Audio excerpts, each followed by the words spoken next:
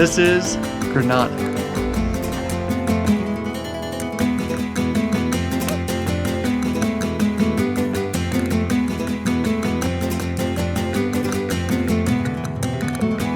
Hey guys, welcome back to Old Souls Travel. This week we're in Andalusia, which has to be one of my favorite places that I've been to so far in the world. It's just incredible.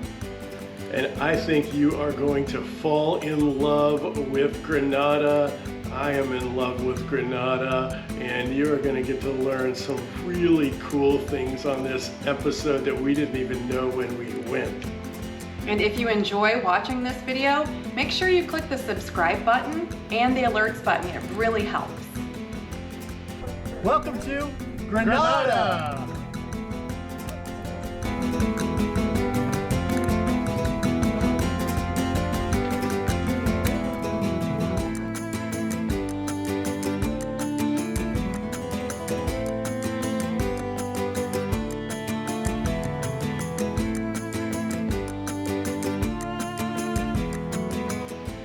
Now, if you're going to be visiting Spain, you definitely need a lesson in some Spanish words. So, I think that the most important thing that you should learn would be ¿Dónde está el baño? No. Uno más, por favor. Oye, cállate, está el tiempo para mí hablar, ¿ok? Entonces, actually, what you need to know is that the word Granada translates to pomegranate, which actually represents peace.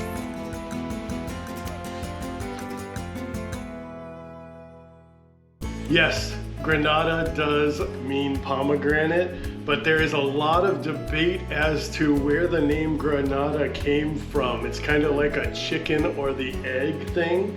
So the Persians or the Arabic people, because pomegranate actually comes from the region between Iran and the Himalayas, they brought them over and it would preserve really well so that when you cracked it back open, it would still be good after months of travel.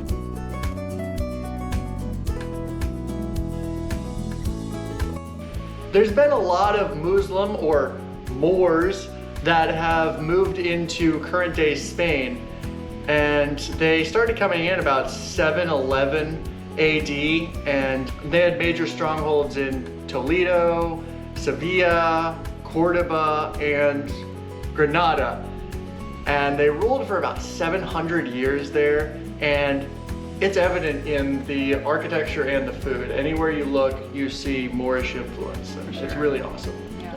I'm sure you guys noticed that he went Moors there, and there's a reason for that. It can be kind of derogatory, and you don't really want to be derogatory about a people. So you want to look back at like what would they call themselves, and they're called the Moors because they were Maori, and that means they were like this Roman/Arabic tribe from like Algeria and Morocco and what was called Mauritania. And they moved up, and so as these Berbers moved up and other Arabs came across, it just kind of became Moor. But really, if you wanted to get into semantics, the Berbers is something that the people in Morocco now don't actually like to be called. They're actually the Azamig, I believe is what they like to be called. So it's a little semantic here and there, but when you are trying to respect people, it's always good to make sure that you get their perspective on it. Mm-hmm. Absolutely. Definitely. And I'm sure that that beautiful melding of all of those cultures in the architecture and in the food is the reason why over 3 million people visit the magical city of Granada every single year. One thing that most people don't know is that Granada was actually the last stronghold of what used to be a gigantic Islamic empire. They actually had taken over almost the entirety of the Iberian Peninsula. Wow. They pushed their way up in about 140 years, they think, and then they slowly got pushed back during what was called the Reconquista. And as you can imagine, there was probably a lot of bloodshed with all those wars and the Catholics trying to reconquer the Iberian Peninsula and it took a long time, but in 1492, they arrived in Granada, the last stronghold. The cool thing is, though, that Granada was actually taken without any bloodshed, which is pretty unbelievable. I wish we could do that these days in our wars. But one of the benefits is that Granada appears to have had almost zero damage during that Reconquistador action that was going on there, which is wonderful because it means that it's really well preserved, and you can really see that evident when you go in and you take a look at the site.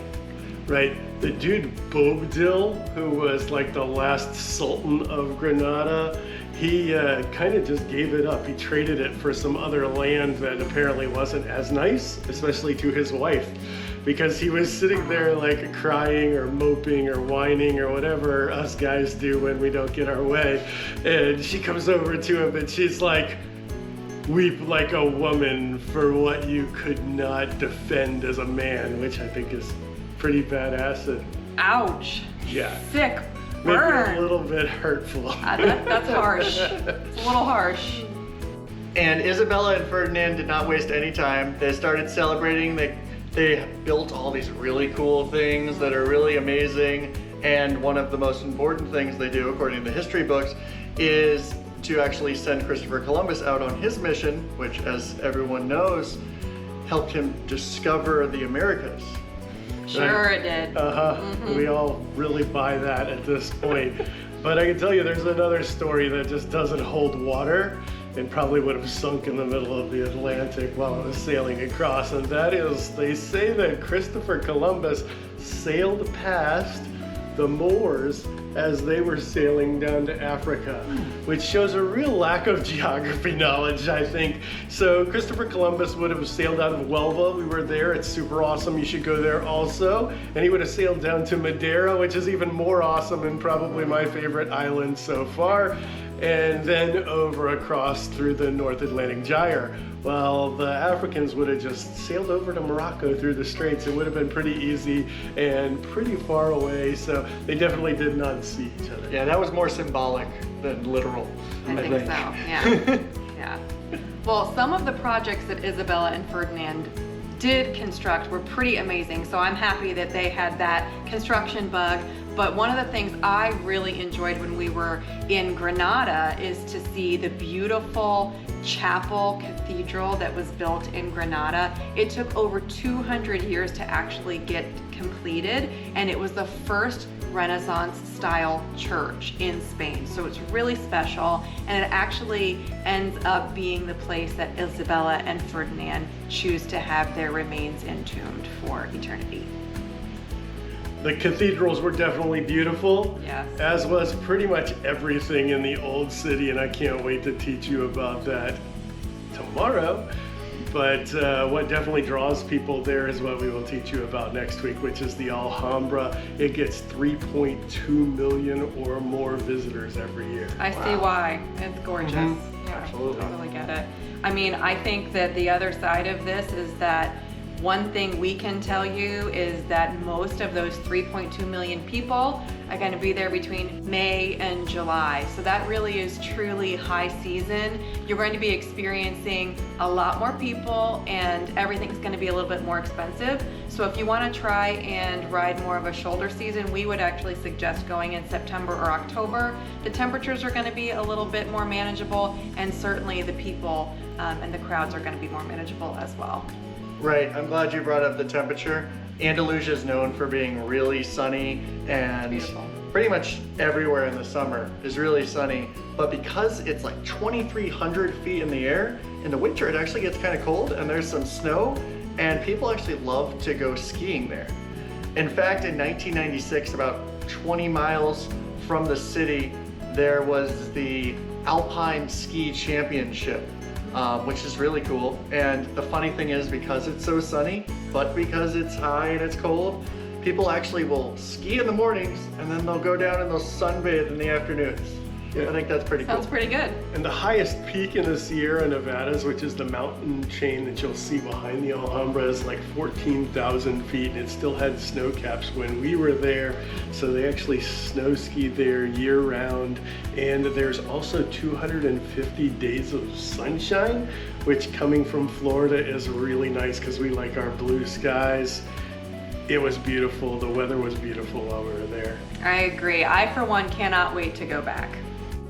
And lucky for us, we will be back. We are going on a 101 country, 390 plus UNESCO site world tour starting in 2025. And this is gonna be in our first month.